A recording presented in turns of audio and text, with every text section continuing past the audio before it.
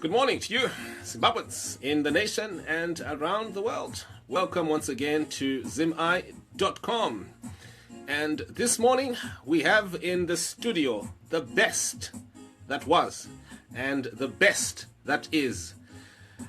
None other than Thomas Mapfumo himself, the king of Chimurenga music. Mapfumo tinokugamuchirai pachirongwa. Oh, wonderful.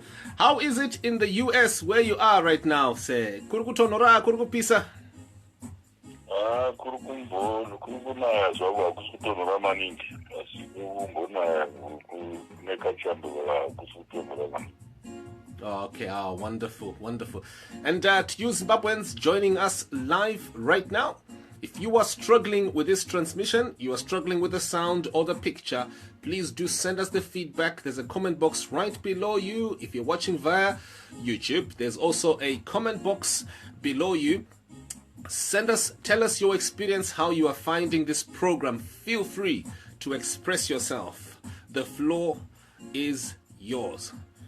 Now, Thomas Mapfumo happens to be one of Zimbabwe's legendary musicians who crisscrossed the passages of time from the Rhodesian era. He was at the forefront of singing the songs that the comrades were singing in the bush and crying out for a new Rhodesia, Zimbabwe, as it was called back then. And by 1979, the whole country was submerged under Mapfumo's Chimurenga music. Having crossed over into the 80s with the coming of Bob Marley and all those other musicians, Mapfumo continued to reign. He was unstoppable. And into the 90s, right now he's now based in the US. To those who were young in those days, Thomas Mapfumo is Zimbabwe's most prominent musician of all time, in my view. And I'm sure most Zimbabweans agree with me on that.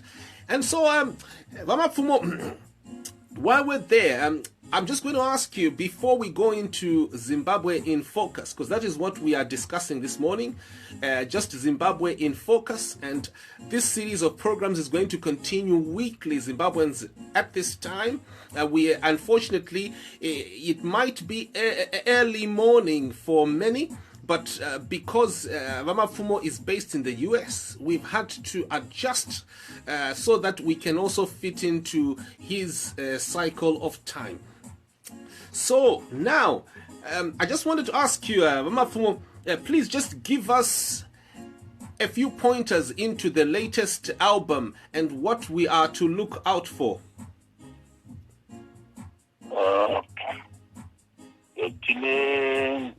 Live album yatikutekesa mazuva ano yakatarekoda kuNew York. Iri pamarket mazuva ano, asi tiri mustudio. Tiri kurekoda imwe new album yatakanorekoda iyi live ine music yakudhara nemusic yemazuva ano. Saka yatiri kurekoda mustudio ndo latest album yedu. Haisati yaanezita asi tangosarirwa nedzimbo dzinokwana mbiri tipedze basa racho rese. Saka ndozvatiri mazuva ano. Oh, splendid, splendid. So perhaps in the next few weeks and months, we will be expecting a fresh cut album. Yava Mapfumo, look out for it, Zimbabweans. It will be out very soon. And for you out there, vanoita basa reku piracy, rekungokurumidza mango kopa, please, tengawo kana nayo usaomere, £10, $10. Buritsa mari, kupromotawo, especially our legendary musicians, the likes of Mapfumo. There's really no need for us to be kopera music. Look, £10 is not a lot of money. Yeah, Saka, please, Garema Gadzirira Mario. Now let us just go into my day-to-day as Zimbabwe, Nasi, Mapfumo, Zimbabwe in focus. Dimimune experience, Mapfumo, politics. Or yes, you might not have been in politics, but you influenced politics, you engineered politics, and you are still engineering politics. We sing your songs every day. You were still playing them. You are 70s. We still love them, and so we feel you have got one or two guides that you could give us. Panyaya ze politics, nema day-to-day life ezirikuitika kumusha. Zirikuita nyaya irikuita top the charts, the news charts right now. In the last few days, ndeye the Zimde Fund ya irikunzi iyo Professor Jonathan Moyo variku blamwa kunzi vakaba mari asi kuba mari ukuku. It turns out that mari yakango spendwa in a different way from the way it ordinarily should be spent. So it seems, however, there are mixed feelings. We've got a section of the community in particular who are in ZANU-PF. Varkutaura iwo kuti Professor Moyo vakabamari, but evidence had satita iwona. Ameno kuti Mapfumo mungada kungotipawo maybe one or two comments on that matter. Do you feel kuti Professor Moyo he has to speak, he has to answer for something? Or this is just the fruits of factionalism yatiri kuona muzanu-PF yekuti vari kurwisana navamunangagwa nevari kwa Grace Mugabe? Ndanyatsoziva nezvinyaya dzavo dzavari kuita kumusha. Chandiri kuona ndechekuti hongu tingangopopotedzana hedu tichipopotedzana nemunhu mumwe chete ari kuita ndiye atora mari. Ko vamwe ava vatiri kusiya vatora mari dzakawanda, tinana vaIgnatius Chombo nevamwe vakadaro vari kungopachura mari vachidya mari vanhu vachisafa munyika. Zvinezvi nyika yedu ya number 2 poorest country in the whole world.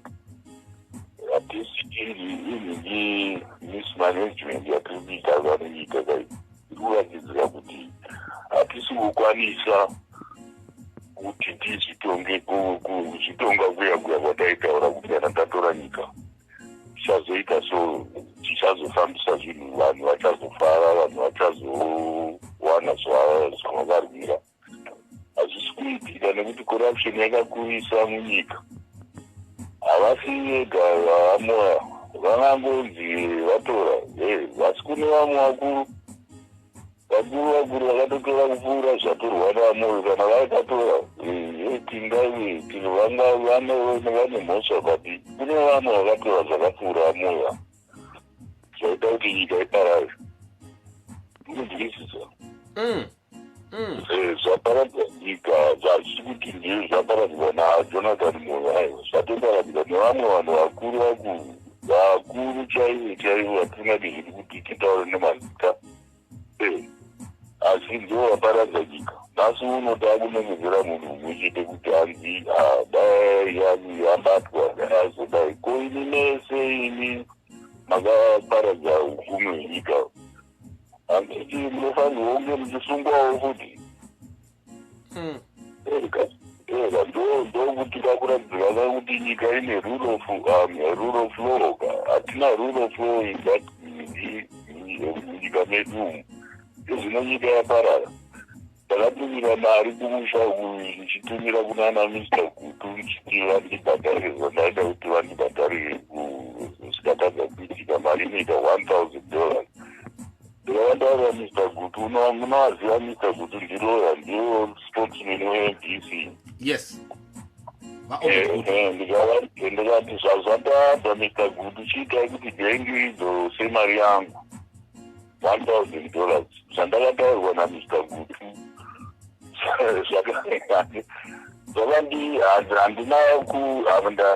Ndakanzwa tsitsi kuti ndishatirwe rozi. andidzengira varambira mari vakati hatidzose mari. Ndikati ko chikonzero chii? Hanzi munyika hamuna mari. Kana muchida mari muchida mari yei? Ndikati ko Mr. Gutu, alright, mari yangu yatakabvisa munyika muakaunti. Ndinoda kuti idzoke kuakaunti kwangu. And kana ndichida vasikana vangoda Mr. Gutu vanotoarenja kuti vanopota vachidhirowa $100 per week. Mufunge $1,000, alright. $1,000. Domirira one. Hey.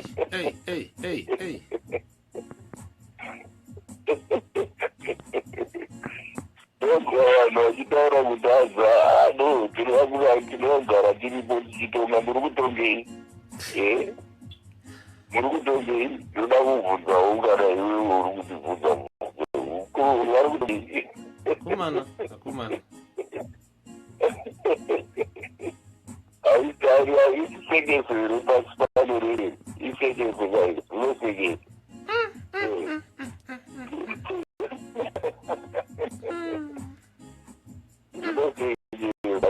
Ende zvinosivisa zvinobvisa tsitsi mufunge. Ezvinotinozwa kuti mukuru wenyika vakaenda nemhuri dzavo kunana Singapore vari kufara sinyika iri kuti vanhu vari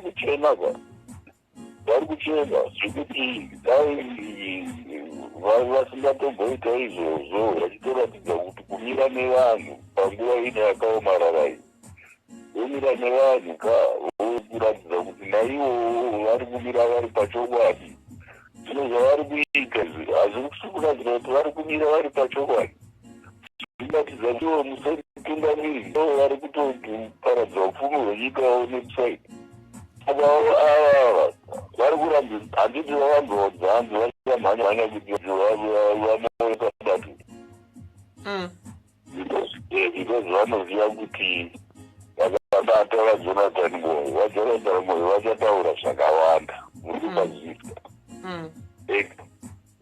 Vachaita kuti vanhu vava vasingazivi zvakawanda vazive zvakawanda. Asi vanhu vakutoziva kasikana.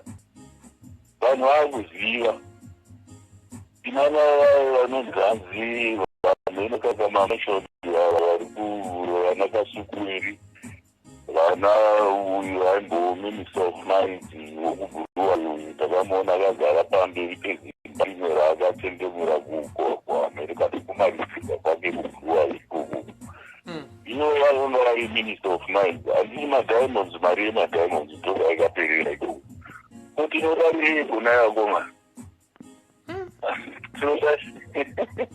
Zvino imi vaMapfumo mabhondi nonzi zvaakuya iko zvino munoti imimi toti let's just say kuti shall we say kuti economy yakuda kuzoimprove because now they're going to be able to print their money and do you think they'll be able to manage kana vakuprinta mari yavo saka vachiteka nokuti kamabhondi ashandika kune dzimwe nyika kadzivamwe vanhu vanhu vanoda mari inoshanda kwese kwese ka akada kuno kuAmerica anoda mari anonayo ichizoshanda mabhondi notsawa achinje to $US. Saka ari kushandisa mari foreign currency ndiani? Zvinoratidza kuti vakuru vegovernment ndo vari kutora foreign currency vachishandisa zvavanoda. Public ndio inozoshandisa mabond notes. Hazvisiri izvo kwakomana. Nyika ndeyevanhu ruzhinji rwevanhu rwakagarwira vanhu vazhinji ava vaivo vasingatauri ivava nhasi vaakutaura vataakunzwa vana Tajamuka vana Disfredi zvaakungobuda kupopota umu kunopedzwa nekugadzirisa nyika kuti iite zvakanaka vanhu vese vagodya vachiguta ngekuva neiya inonzi divide and rule yatakuita udictatorship ngausiyiwe vanhu vari free.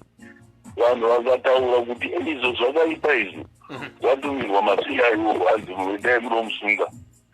Iyo zvino izvi vamawarire ndavandinavo kuAmerica vakanditaurira kuti kana vangabva ndakubva vana vadiscardwa kukoti daenda kumba ndakanourayiwa muri kuzvinzwa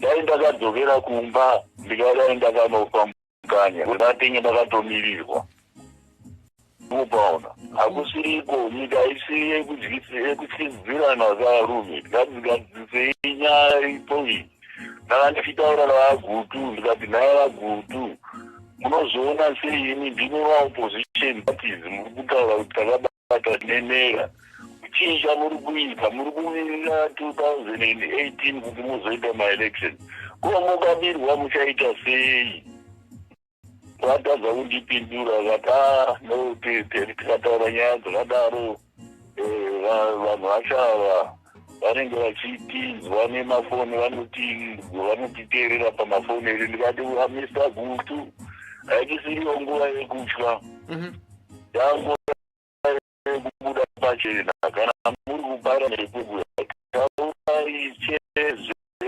secorruption inoitika macho variko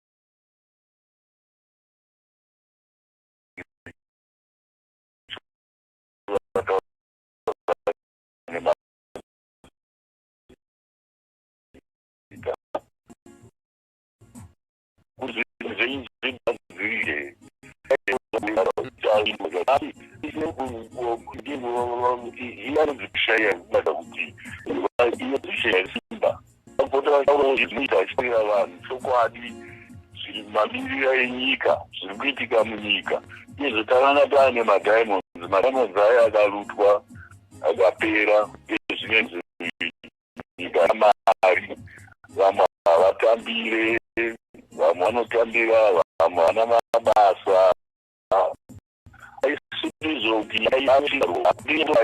kufadza vanhu ayo kutonga kuti makore ausvika 36 usina chauri kuita 36 years of story asi munoti chiva Mapfumo na mai Mujuru nokuti iko zvinoti havana mai Mujuru kuopposition and mai Mujuru zvakambenge zvichinzi vachaita a-coalition yema-opposition forces yema-opposition parties and she would lead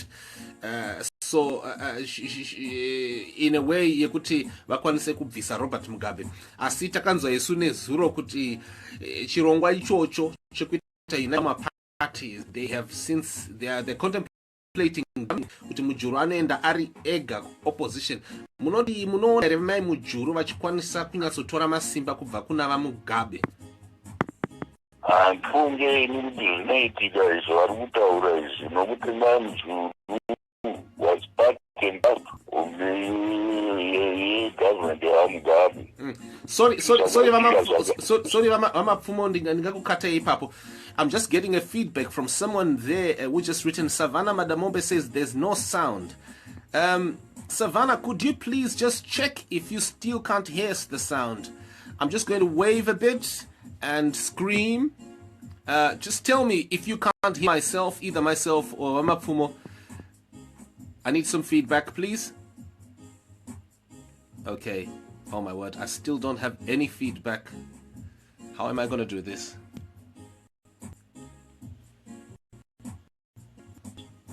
Okay. Need feedback. Okay, need now.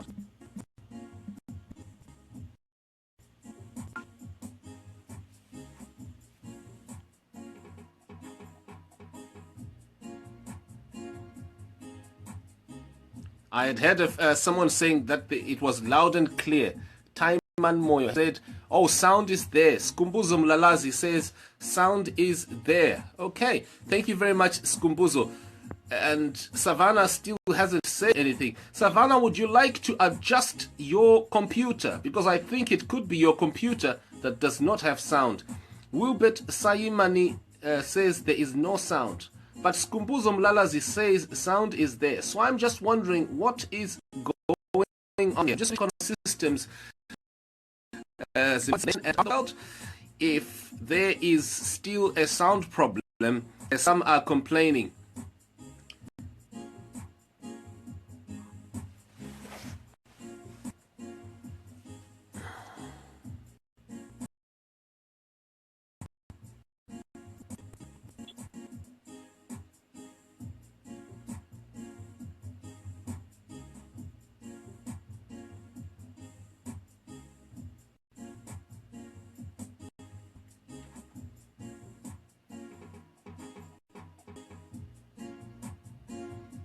Yes, we can hear you clearly. Okay. Skumbuzo Mlalazi says we can hear you clearly. And Savannah Madamomba says it's good. Okay. Sound is back. Thank you very much for the feedback, Zimbabweans. Mapfumo was just explaining to us here his view about Mujuru's prospects as the future president of Zimbabwe. Munogoda kuendera mberi Mapfumo as we close the program.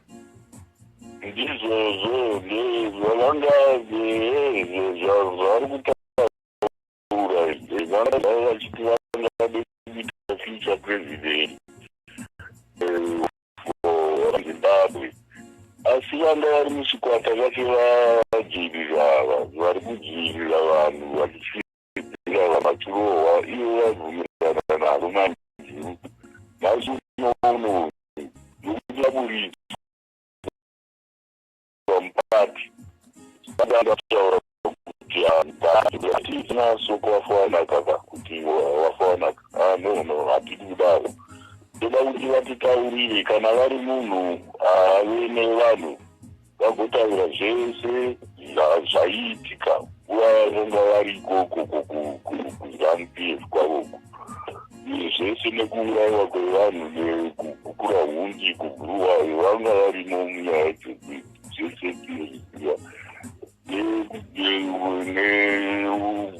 tavanhu vavanhingi mudhara Joshua Ngoma vachitaura nyaya yavo inosiririsa zvikuru. Hatisiripo kuti tiite vanhu kuti vanhu vatsaudzane. Toda kuti tibatanidze ruzhinji rweZimbabwe. Vanhu vave vanhu chete vagotaura nezwi rimwe chete. Nyika inofanirwa kupirwa kuvanhu. Takangapedza hondo, nyika isiye kabineti napresident hayo. Nyika ndeyevanhu. Vanhu ndovanotonga. Ndovane masimba.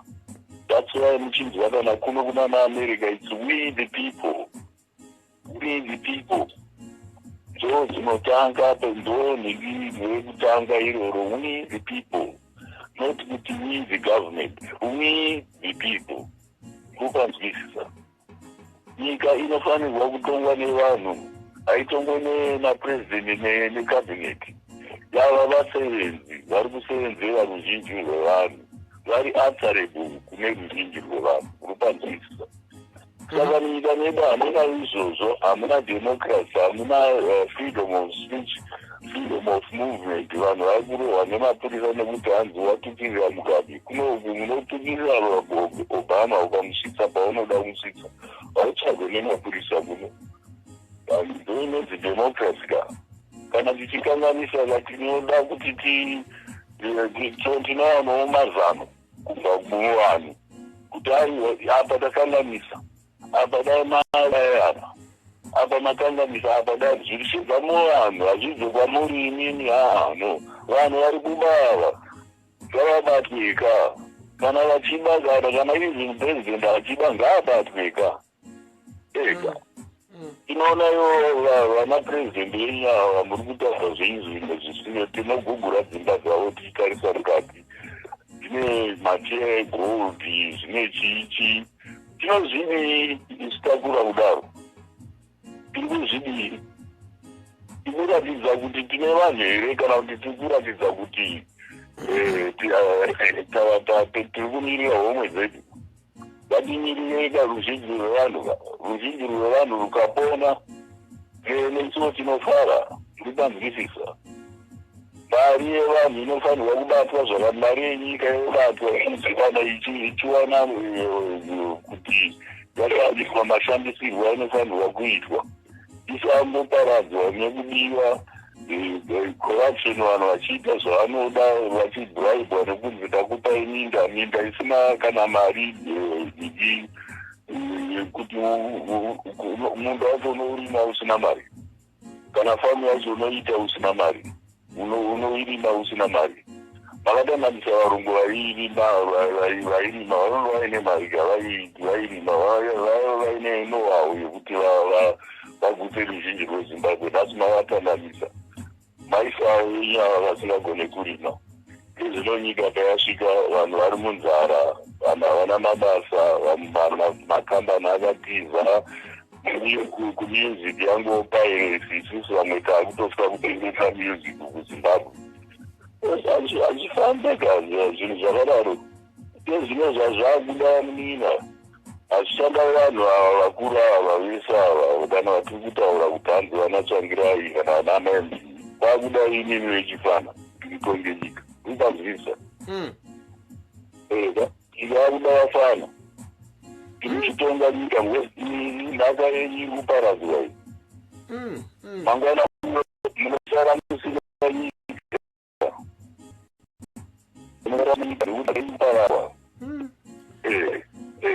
Wow. No, thank you so much, Mapfumo. And I know it is a bit early for Zimbabweans, but I can see right now many have joined into the program. This is going to be a repeated series. We're going to be doing this every week, same time on Thursday. So please book it in your diary to meet Mapfumo right here. And I am just going to read some comments. Please do pop in some comments. We have only 1 minute left for us to finish this program. If there are no comments, we shall end the program. Most comments here that I see are to do with the sound quality. Sound is here. Yes, we can hear you clearly. Well, we have had in the studio today the best that was and the best that is, the king of Chimurenga music, Thomas Mapfumo himself. He gave us a few pointers into his latest album, which will be coming out in a few weeks' time. And so Zimbabweans, you should look out for this release.